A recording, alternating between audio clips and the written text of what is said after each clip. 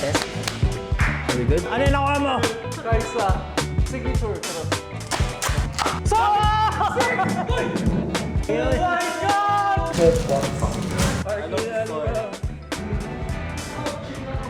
Sarap ng pagkain.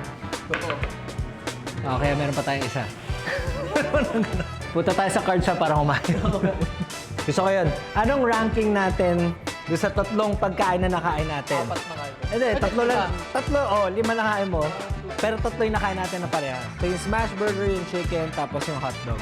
So rank 3 mo yung chicken. Malapit sa'yo yung hotdog, smash burger, tapos malayo yung top 3 sa chicken. Ako, yung smash burger, yung hotdog, tapos yung chicken. Tapos same tayo. Hindi tayo magkatulad na tao. Same para same tayo. Hindi, mali tayo. Magkaiba tayo ranking. Hindi, top 1 ko yung chicken. O yan, unbiased. Ibig sabihin masarap lahat. Cut.